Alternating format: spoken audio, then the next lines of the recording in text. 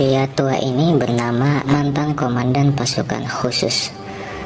Terlihat dari sekujur tubuhnya, kakek tua ini bukanlah pria main-main. Dia merupakan veteran militer Finlandia terkuat yang pernah ada pada zamannya.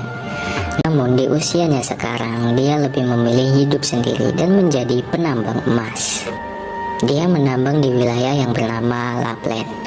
Berbekal tenda untuk tidur, Atami juga ditemani oleh anjing dan kuda kesayangannya. Suatu hari, Atami mendapatkan rezeki. Saat menggali tanah, biasanya dia cuma mendapatkan serpihan emas kecil di sungai kecil. Tapi kali ini dia benar-benar menemukan bongkahan emas yang sangat besar.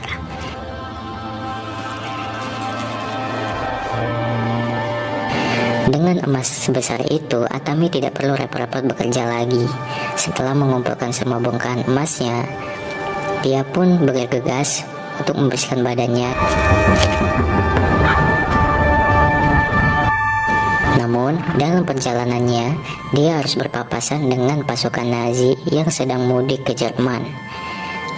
Antek-antek Hitler ini mempersilahkan Atami untuk lewat, walaupun sambil menertawakan kakek tua itu. Mereka membiarkan Atami karena tidak boleh lagi membunuh, apalagi setelah melakukan gencatan senjata. Alhasil, Atami pun berkuda dengan sangat santuy. Tapi di sepanjang jalan dia harus menyaksikan mayat-mayat yang digantung dengan keji.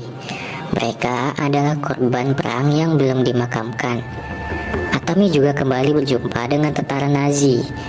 Namun tiba-tiba dia dihentikan oleh pemimpin mereka.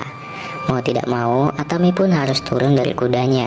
Salah satu tentara itu pun menggeledah kuda dan tas milik Atami yang semuanya berisi emas.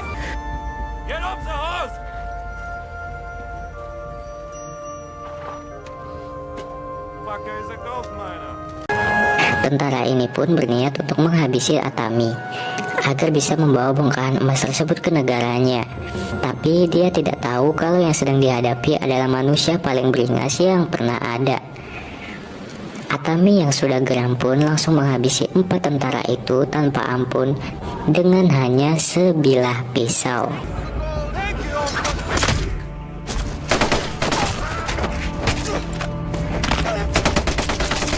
Keributan tersebut pun terdengar oleh atasan mereka sebelumnya yang bernama yang sangat keji.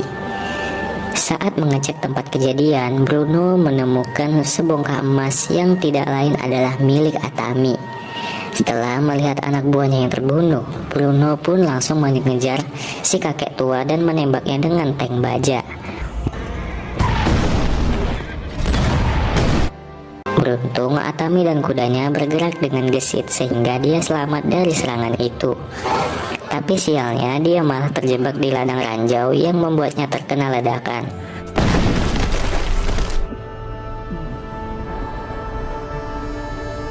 Namun tak disangka-sangka Atami berhasil selamat dari kematian.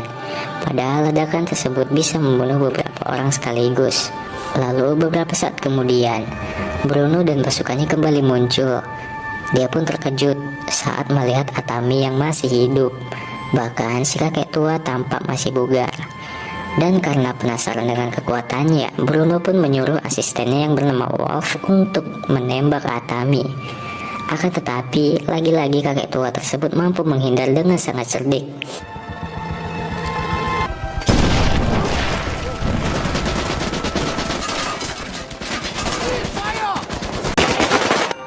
Melihat itu, Bruno pun tidak habis pikir. Akhirnya menyuruh anak buahnya untuk mengecek Atami yang bersembunyi di balik asap.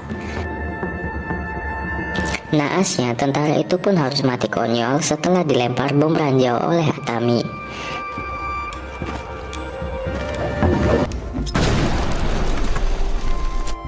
Masih belum puas, Bruno lagi-lagi menyuruh anak buahnya untuk mengecek ladang ranjau yang alhasil harus tewas terkena ledakan ranjau.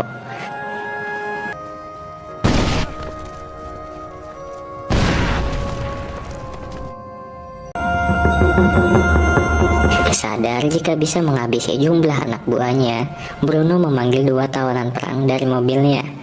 Mereka menyuruh dua tawanan untuk berjalan di depan. Jim menerima perintah dari jenderal yang memintanya untuk segera pergi dari Finlandia. Menurut sang jenderal, Atami adalah orang yang sangat menakutkan.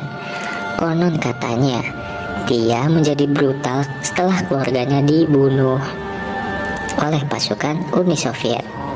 Dan sebagai pembalasan dendam, dia membantai 300 tentara Soviet seorang diri. Jenderal mengatakan mereka masih bisa beruntung karena masih dibiarkan hidup oleh Atami hingga saat ini. Meskipun telah diceritakan tentang Atami, Bruno tetap ingin membunuhnya. Dia mengatakan kepada Wolf kalau rombongan ini akan digantung oleh Hitler karena mereka sudah kalah dalam perang.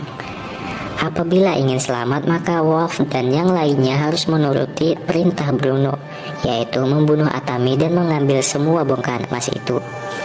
Dengan begitu, mereka bisa kabur dari hukuman pemerintah. Kemudian, Atami beristirahat di bawah mobil perang sambil mencabuti beberapa peluru yang masih bersarang di tubuhnya. Atami mendengar suara mobil yang ternyata adalah rombongan Bruno. Dia pun memutuskan untuk bersembunyi di bawah mobil yang terakhir. Dengan gesitnya, Atami melompat ke kolong mobil tanpa terdeteksi. Selagi bersembunyi, dia sengaja menghancurkan tangki bensin agar dirinya tidak tercium oleh anjing pelacak.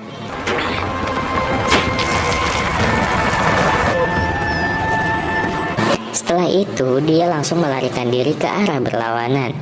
Walaupun diberondong ratusan peluru dan dikejar anjing pelacak, Atami tetap sulit untuk dibunuh. Dia bahkan nekat membakar dirinya sendiri lalu melompat ke dalam danau.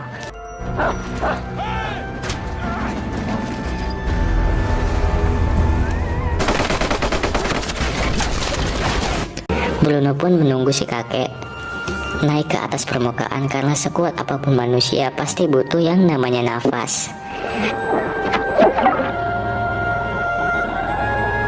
Dan benar saja, Atami muncul ke permukaan. Bruno pun langsung memberi perintah untuk menembak. Lalu, tak berselang lama, air danau pun menjadi merah. Nah, di sini dia yakin kalau Atami sudah tewas. Oleh karenanya, Bruno mengutus anak buahnya untuk menyelam dan mengambil emas milik kakek tersebut. Namun tak disangka-sangka melihat air danau yang semakin merah, Bruno pun memaksa anak buahnya yang lain untuk menyelam. Tetapi lagi-lagi Atami mampu menghabisinya, dan hal itu pun membuat salah satu bawahan Bruno ketakutan.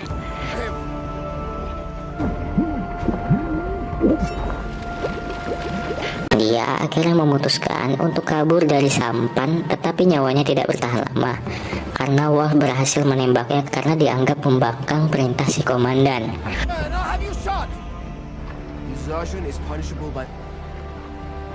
Atami yang melihat itu pun segera naik ke daratan, lalu menggunakan tubuh bawahan Bruno sebagai tameng untuk kabur.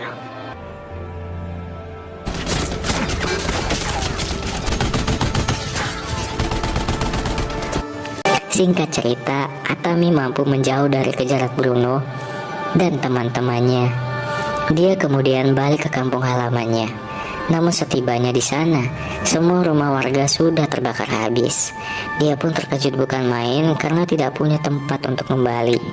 Akhirnya, Atami memilih tidur di rumah kosong di sana. Saat Atami hampir pulas, tiba-tiba dia mendengar suara anjingnya.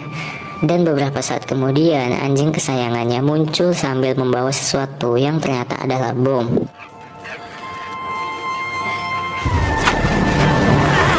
Tapi kali ini Atami tidak bisa menghindari jebakan tersebut. Tidak hanya itu, dia juga harus menahan siksaan dari Bruno yang menggantungnya di tiang jalan. Sempat berpikir sudah tewas, justru Atami masih hidup dengan menusukkan besi ke kakinya agar dia bisa menopang tubuhnya sampai pagi.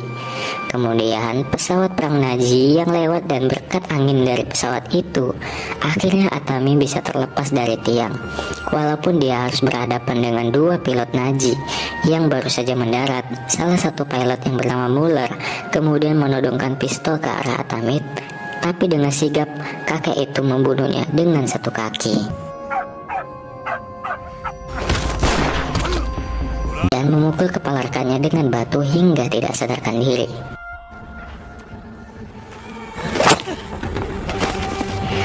Atami tidak langsung membunuhnya karena dia masih membutuhkan tumpangan. Singkat cerita, Atami mengirim pesawat milik tentara tadi untuk mencegat Bruno dan rombongannya. Dan tidak hanya menghalangi jalan itu, dia juga telah menghabisi tentara itu di dalam pesawat. Walaupun melihat pilot itu dalam keadaan terikat, dan terkejutnya dia melihat tali yang digunakan untuk mengikat pilot itu merupakan tali miliknya yang digunakan untuk menggantung Atami.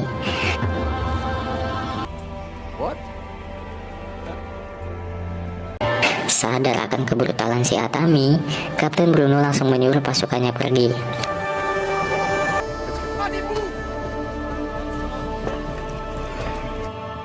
Tawanan perang yang notabene perempuan Finlandia pun ikut senang karena sang legenda prajurit itu tidak mati dan mampu menghabisi tentara Nazi. Dia menceritakan dengan detail kepada petugas Nazi yang berada satu mobil dengannya. You have succeeded, Ryan. What happens when you take everything from him? Dan benar saja, selepas dia berbicara, dua penjaga tawanan tiba-tiba diserang secara misterius.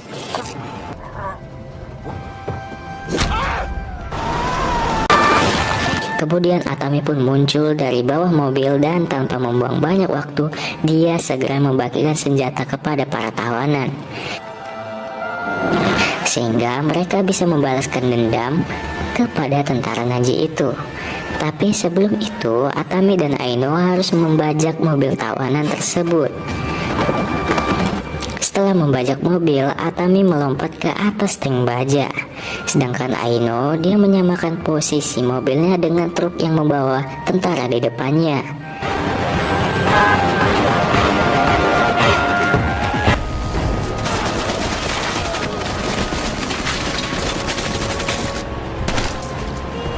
Sementara itu, Atami sedang berusaha menghancurkan tank baja dan Bruno yang menyadarinya pun segera menjatuhkan si kakek dari atas tank. Namun dengan kekuatan penuh, Atami mampu naik lagi ke atas tank, lalu duel dengan... Tapi karena jalan yang berbatu, mereka berdua pun terjatuh. Momen ini kemudian dimanfaatkan oleh Atami untuk menghajar Wolf tanpa ampun.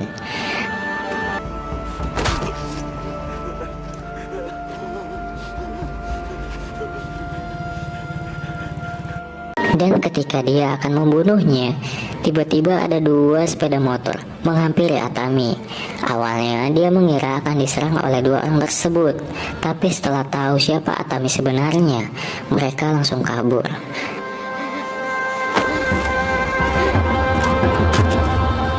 Melihat ada motor nganggur, Atami pun segera menaikinya untuk mengejar Bruno.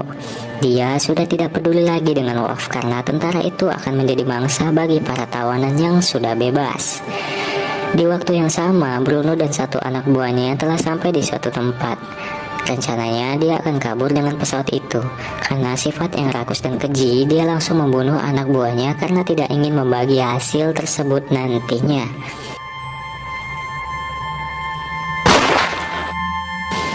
Tapi rencananya tidak semulus yang dibayangkan, karena Atami sudah menghadangnya. Dan pada akhirnya, Bruno dan pilotnya memang berhasil lepas landas. Hanya saja mereka tidak sadar kalau Atami juga nyangkut di pesawat tersebut.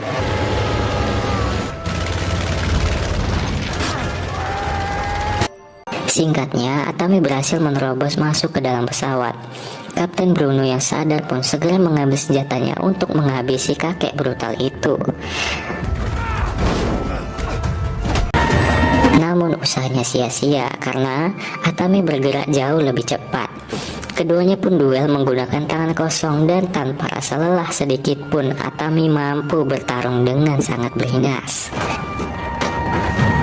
Bruno yang merasa sudah muak akhirnya membabi buta dengan memukuli kepala Atami. Sempat dikira akan kalah, akhirnya Atami kembali bangkit lalu menjatuhkan Bruno dengan roket balistik.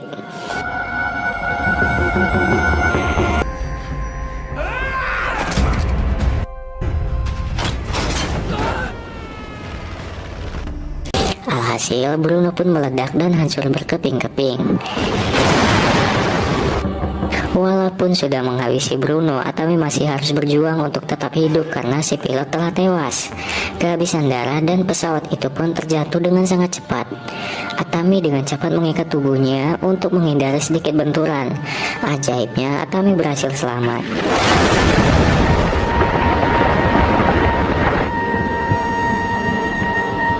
Di sisi lain, tawanan lainnya berhasil membajak tank milik tentara Nazi dan mereka pun menangkap Wolf hidup-hidup untuk diserahkan kepada pasukan Finlandia.